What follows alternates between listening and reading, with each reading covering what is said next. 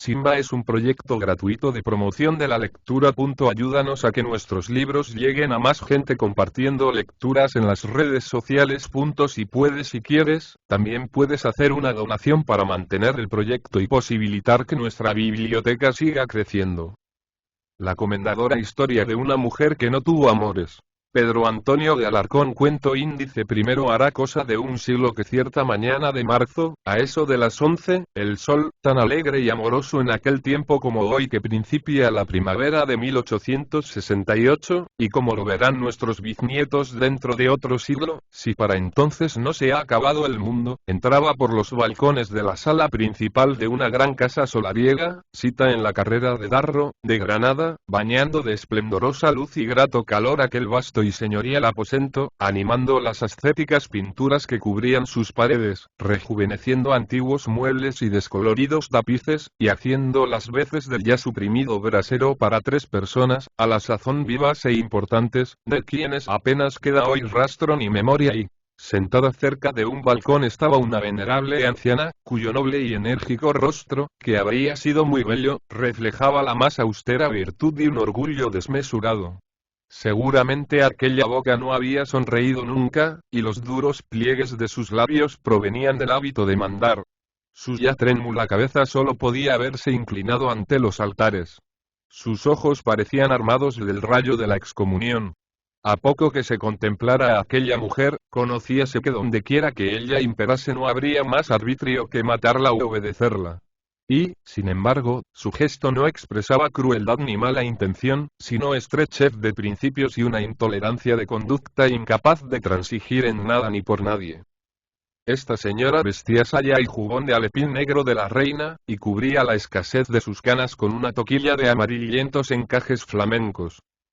Sobre la falda tenía abierto un libro de oraciones, pero sus ojos habían dejado de leer, para fijarse en un niño de 6 a 7 años, que jugaba y hablaba solo, revolcándose sobre la alfombra en uno de los cuadrilongos de luz de sol que proyectaban los balcones en el suelo de la anchurosa estancia.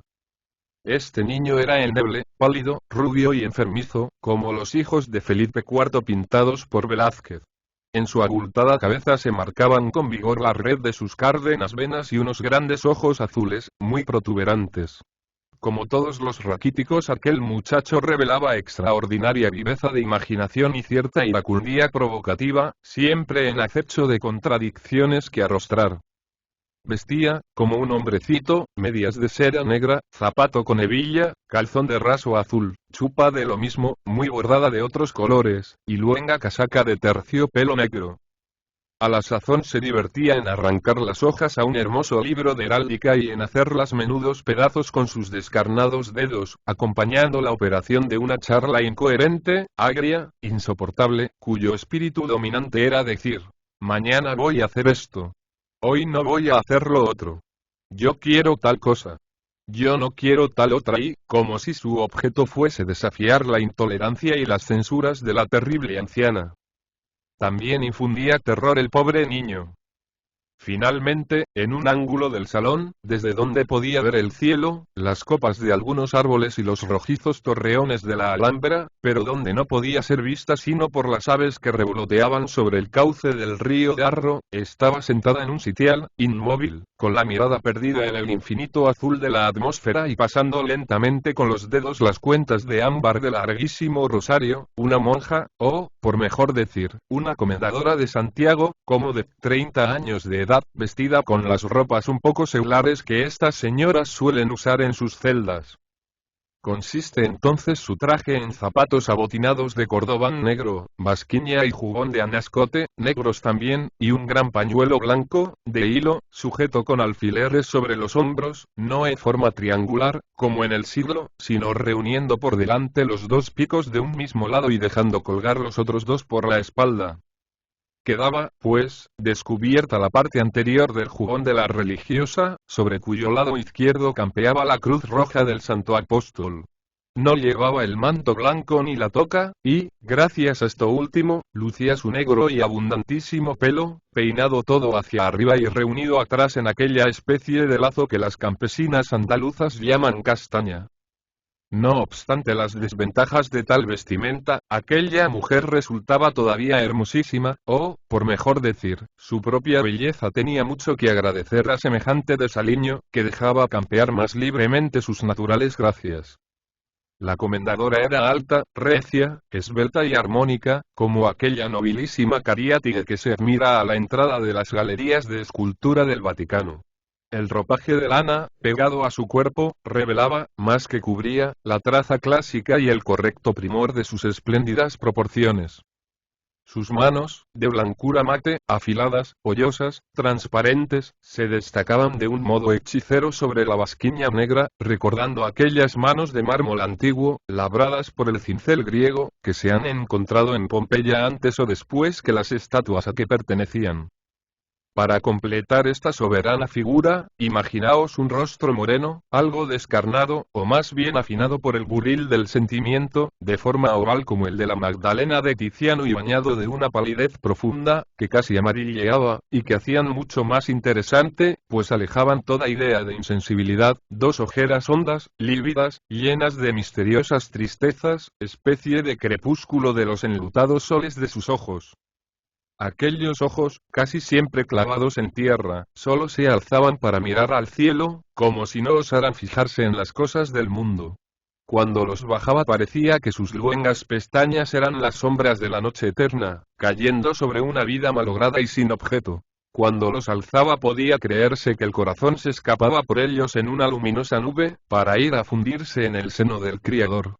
Pero si por casualidad se posaban en cualquier criatura o cosa terrestre, entonces aquellos negrísimos ojos ardían, temblando y vagando despavoridos, cual si los inflamase la calentura o fueran a inundarse de llanto.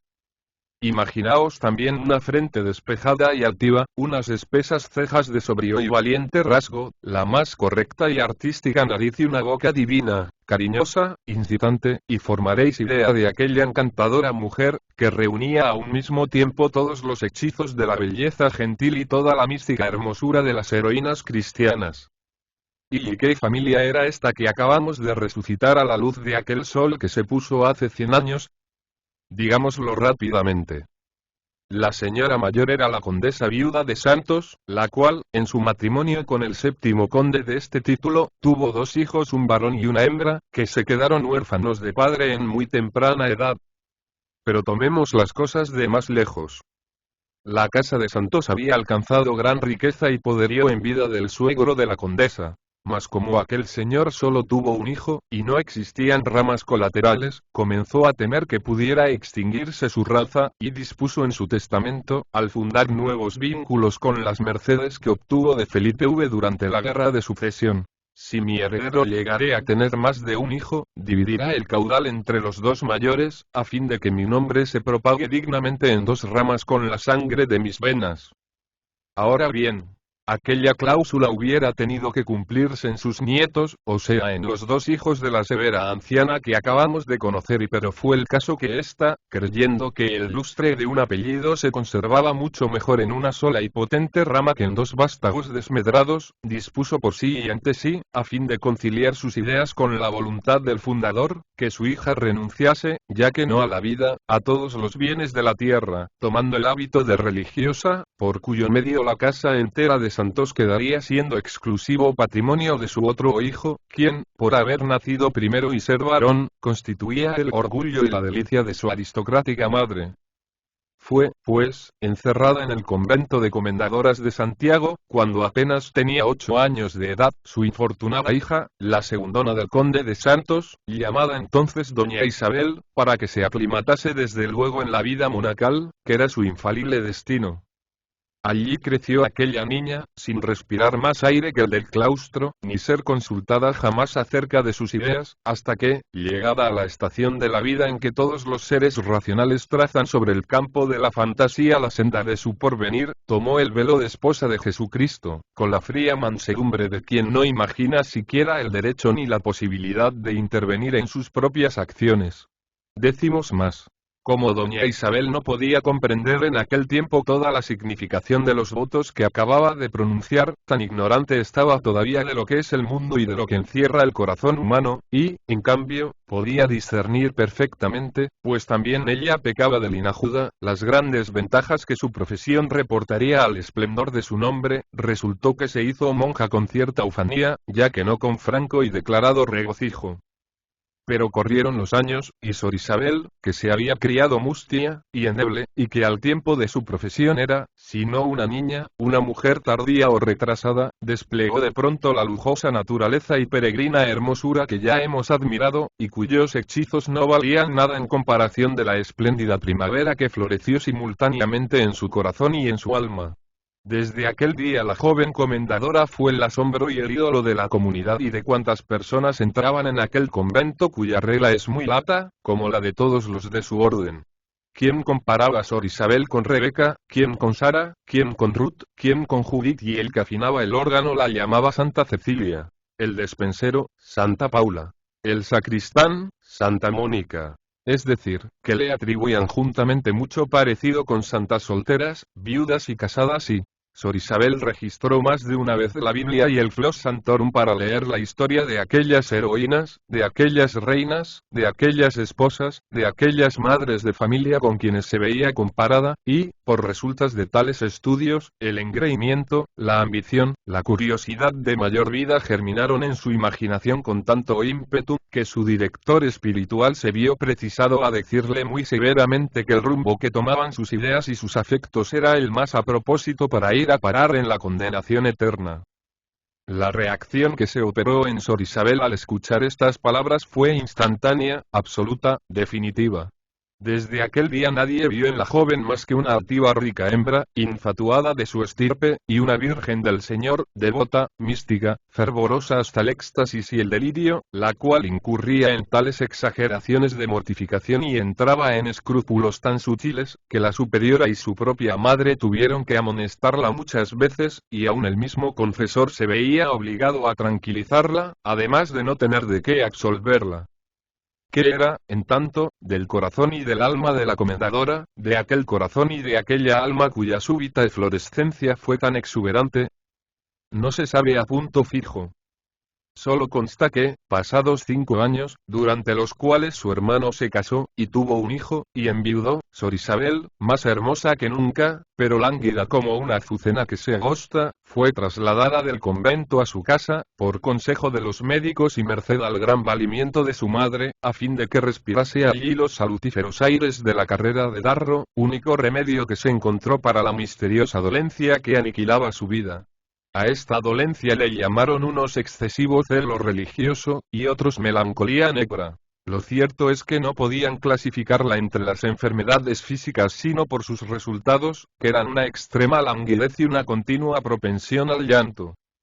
La traslación a su casa le volvió la salud y las fuerzas, ya que no la alegría. Pero como por entonces ocurriera la muerte de su hermano Alfonso, de quien solo quedó un niño de 3 años, alcanzóse que la comendadora continuase indefinidamente con su casa por clausura, a fin de que acompañara a su anciana madre y cuidase a su tierno sobrino, único y universal heredero del condado de Santos.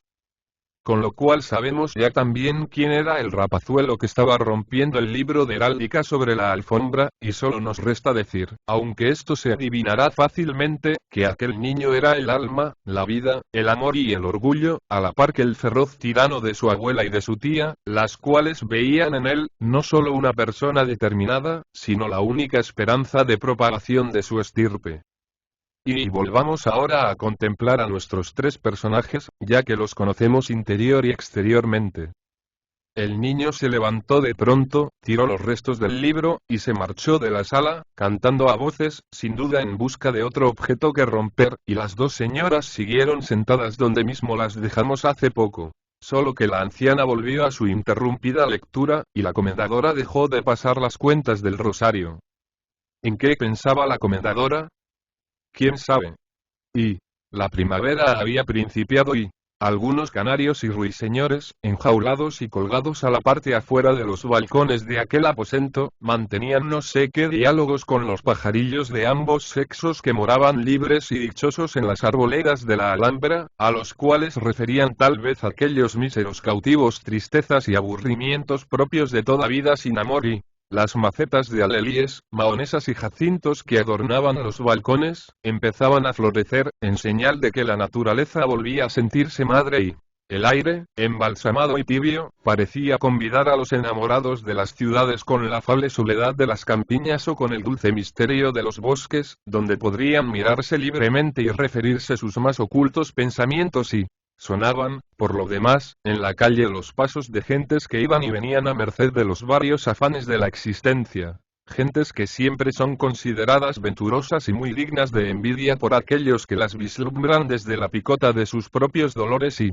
a veces se oía alguna copla de fandango, con que aludía a sus domingueras aventuras tal o cual fábula de la vecindad, o con que el aprendiz del próximo taller mataba el tiempo, mientras llegaba la infalible noche y con ella la concertada cita y percibíanse, además, en filosófico concierto, los perpetuos arrullos del agua del río, el confuso rumor de la capital, el compasado golpe de una péndola que en el salón había, y el remoto clamor de unas campanas que lo mismo podían estar tocando a fiesta que a entierro, a bautizo de recién nacido que a profesión de otra comendadora de Santiago y todo esto, y aquel sol que volvía en busca de nuestra aterida zona, y aquel pedazo de firmamento azul en que se perdían la vista y el espíritu, y aquellas torres de la Alhambra, llenas de románticos y voluptuosos recuerdos, y los árboles que florecían a su pie como cuando Granada era Sarracena y todo debía de pesar de un modo horrible sobre el alma de aquella mujer de 30 años, cuya vida anterior había sido igual a su vida presente, y cuya existencia futura no podía ser ya más de una lenta y continua repetición de tan melancólicos instantes y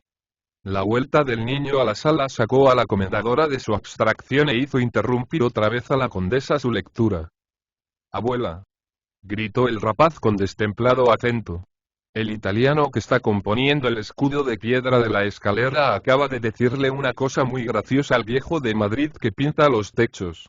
Yo la he oído, sin que ellos me vieran a mí, y como yo entiendo ya el español chapurrado que habla el escultor con el pintor, me he enterado perfectamente. Si supieras lo que le ha dicho». «Carlos», y respondió la anciana con la blandura equívoca de la cobardía, «os tengo recomendado que no os acerquéis nunca a esa clase de gentes. Acordaos de que sois el conde de Santos». «Pues quiero acercarme», replicó el niño. «A mí me gustan mucho los pintores y los escultores, y ahora mismo me voy otra vez con ellos». «Y, Carlos», y murmuró dulcemente la comendadora, «estáis hablando con la madre de vuestro padre. Respetadla como él la respetaba y yo la respeto». Y el niño se echó a reír, y prosiguió. «Pues verás, tía, lo que decía el escultor y por qué era de ti de quien hablaba». «¿Y de mí?» «Callad, Carlos», exclamó la anciana severamente. El niño siguió en el mismo tono y con el mismo diabólico gesto. El escultor le decía al pintor: «Compañero, qué hermosa debe de estar desnuda la comendadora. Será una estatua griega». «¿Qué es una estatua griega, tía Isabel?». Sor Isabel se puso lívida, clavó los ojos en el suelo y empezó a rezar. La condesa se levantó, cogió al conde por un brazo y le dijo con reprimida cólera: «Los niños no oyen esas cosas ni las dicen. Ahora mismo se irá el escultor a la calle. En cuanto a vos, ya os dirá el padre capellán el pecado que habéis cometido y os impondrá la debida penitencia y, a mí», dijo Carlos, «el señor cura, soy yo más valiente que él y lo echaré a la calle, mientras que el escultor se quedará en casa. Tía», continuó el niño, dirigiéndose a la comendadora, «yo quiero verte desnuda y...». «Jesús», gritó la abuela, tapándose el rostro con las manos. Sor Isabel no pestañeó siquiera. «Sí, señora. Quiero ver desnuda a mi tía», repitió el niño, encarándose con la anciana. «Insolente», gritó ésta, levantando la mano sobre su nieto. Ante aquel ademán, el niño se puso encarnado como la grana, y, pateando de furor, en actitud de arremeter contra la condesa, exclamó nuevamente con sordo acento: «He dicho que quiero ver desnuda a mi tía. Pégame, si eres capaz. La comendadora se levantó con aire desdeñoso, y se dirigió hacia la puerta, sin hacer caso alguno del niño. Carlos dio un salto, se interpuso en su camino y repitió su tremenda frase con voz y gesto de verdadera locura. Sor Isabel continuó marchando. El niño forcejeó por detenerla, no pudo lograrlo y cayó al suelo, presa de violentísima convulsión. La abuela dio un grito de muerte, que hizo volver la cabeza a la religiosa. Esta se detuvo espantada al ver a su sobrino en tierra, con los ojos en blanco, echando espumarajos por la boca y tartamudeando ferozmente. Ver desnuda a mi tía. Y, Satanás. Y balbuceó la comendadora, mirando de hito en hito a su madre. El niño se revolcó en el suelo como una serpiente, púsose morado, volvió a llamar a su tía y luego quedó inmóvil, agarrotado, sin respiración. El heredero de los santos se muere. Gritó la abuela con indescriptible terror. Agua. Agua. Un médico. Los criados acudieron, y trajeron agua y vinagre. La condesa roció la cara del niño con una y otra cosa. Diole muchos besos. Llamóle ángel. Lloró, rezó, hízole oler vinagre solo pero todo fue completamente inútil. El niño se estremecía a veces como los energúmenos, abría unos ojos extraviados y sin vista, que daban miedo, y volvía a quedarse inmóvil. La comendadora seguía parada en medio de la estancia en actitud de irse, pero con la cabeza vuelta atrás, mirando atentamente al hijo de su hermano. Al fin pudo éste dejar escapar un soplo de aliento y algunas vagas palabras por entre sus dientes apretados y rechinantes y, aquellas palabras fueron y, desnuda y mi tía y, la comendadora levantó las manos al cielo y prosiguió su camino. La abuela, temiendo que los criados comprendiesen lo que decía el niño, gritó con imperio. Fuera todo el mundo. Vos, Isabel, quedaos. Los criados obedecieron llenos de asombro. La comendadora cayó de rodillas. Hijo mío. Y Carlos. Y hermoso. Gimió la anciana, abrazando lo que parecía ya el cadáver de su nieto. Llora. Y llora. Y no te enfades. Y será lo que tú quieras. Desnuda. Dijo Carlos en un ronquido semejante al estertor del que agoniza. Señora. Y exclamó la abuela, mirando a su hija de un modo indefinible, el heredero de los santos se muere, y con él concluye nuestra casa. La comendadora tembló de pies a cabeza. Tan aristócrata como su madre y tan piadosa y casta como ella, comprendía toda la enormidad de la situación. En esto, Carlos se recobró un poco, vio a las dos mujeres, trató de levantarse, dio un grito de furor y volvió a caer con otro ataque aún más terrible que el primero. Ver desnuda a mi tía. Había rugido antes de perder nuevamente el movimiento. Y quedó con los puños crispados en ademán amenazador. La anciana se santiguó. Cogió el libro de oraciones y dirigiéndose hacia la puerta, dijo al paso a la comendadora, después de alzar una mano al cielo con dolorosa solemnidad. Señora y, Dios lo quiere. Y salió, cerrando la puerta detrás de sí. Media hora después, el conde de Santos entró en el cuarto de su abuela, hipando, riendo y comiéndose un dulce que todavía mojaban algunas gotas del pasado llanto, y sin mirar a la anciana, pero dándole con el codo, díjole en son ronco y salvaje. Vaya si está gorda y mi tía. La condesa, que rezaba arrodillada en un antiguo reclinatorio, dejó caer la frente sobre el libro de oraciones, y no contestó ni una palabra. El niño se marchó en busca del escultor, y lo encontró rodeado de algunos familiares del Santo Oficio, que le mostraban una orden para que los siguiese a las cárceles de la Inquisición, como pagano y blasfemo, según denuncia hecha por la señora condesa de Santos. Carlos, a pesar de toda su audacia, se sobrecogió a la vista de los esbirros del formidable tribunal, y no dijo ni intentó cosa alguna. Al oscurecer se dirigió la condesa al cuarto de su hija, antes de que encendiesen luces, pues no quería verla, aunque deseaba consolarla, y se encontró con la siguiente carta, que le entregó la camarera de Sor Isabel. Mi muy amada madre y señora. Perdonadme el primer paso que doy en mi vida sin tomar antes vuestra venia. Pero el corazón me dice que no lo desaprobaréis.